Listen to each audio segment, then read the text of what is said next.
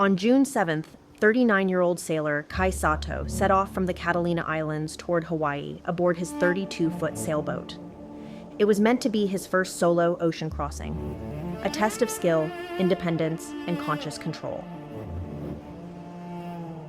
2 weeks into the journey, far beyond the sight of land, the Pacific turned violent. In a single instant, his mast snapped in half. Desperate, Kai started his small engine and tried to turn back toward California, but the fuel ran dry. Then his phone, his only navigation tool, went dark. One by one, every system he trusted fell silent. Soaked to the bone, teeth chattering, his skin rubbed raw and crusted with salt, he drifted helplessly across the open water. The current pulled the damaged hull south, carrying him farther from his route, farther from the shipping lanes, and farther from any hope of rescue. When a crisis destroys the map, the mind searches for a mistake it can correct. What went wrong? How do I fix this? But some collapses cannot be solved by retracing the route. In Jungian psychology, the ocean becomes an image of the unconscious, unmapped, indifferent, beyond the ego's control. To be cast adrift upon it is to enter the night sea journey, a descent beneath the familiar surface of the mind. When Kai was cast adrift, the identity he had carried aboard was stripped away, layer by layer. He had been the capable sailor who believed he could master the crossing. Now, without distraction or even the sight of land, there was nowhere left to run from his own inner darkness. For days, there was only the wet deck, the empty horizon, and the sound of water striking the hull. He would later recall, "I cried for a whole week, just drifting south, like miserable. I felt hopeless." If you have ever watched a career collapse, a relationship fall apart, or a dream you built your life around turn to dust, then you know this terror. It is more than grief. It is the sickening moment when you realize the future you trusted is gone. The ground beneath you has vanished, and there is nothing left to hold on to. You thought your hands were on the wheel. They never were. You were not steering the ship. You were trapped inside it as it went down. After 5 days of drifting between despair and contemplation, Kai's conscious mind had reached its limit. His ego surrendered, and when the ego stopped fighting, another layer of the psyche became audible.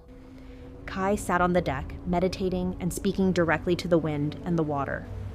In that profound silence, he felt a sudden and powerful presence. His uncle, who had sailed the Pacific with him when he was a young boy. In Jungian terms, Kai's uncle can be understood as the wise old man, an image of inner guidance emerging from the deeper self when conscious reason has no answer. The first sign of Kai's return was not hope, it was work. Using kayak paddles and PVC pipe, he engineered a makeshift sail. When his drinking water ran out in July, instinct took over. He filled buckets with seawater, sealed plastic bags across the top, and licked the beads of condensation from the plastic to stay alive. He sustained himself on small rations of oatmeal, fish, and squid. He could not command the Pacific, but he could finally answer it. Working his makeshift sail, Kai slowly fought his way back into an active shipping lane. On July 21st, 44 days after leaving California, watchstanders aboard a commercial cargo ship spotted his tiny, dismasted vessel about 900 miles from Hawaii. A ladder dropped down the ship's steel hull.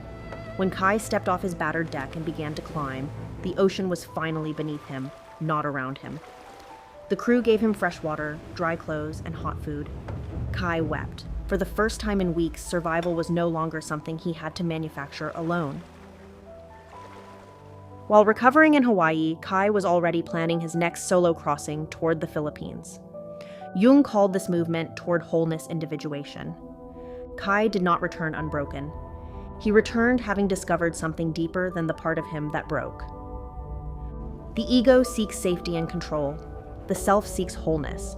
And for Kai, wholeness still pointed toward the horizon. No tree can grow to heaven unless its roots reach down to hell. And sometimes the breakdown you are running from is the dark ocean that strips away every false certainty until the part of you that can still answer is all that is left.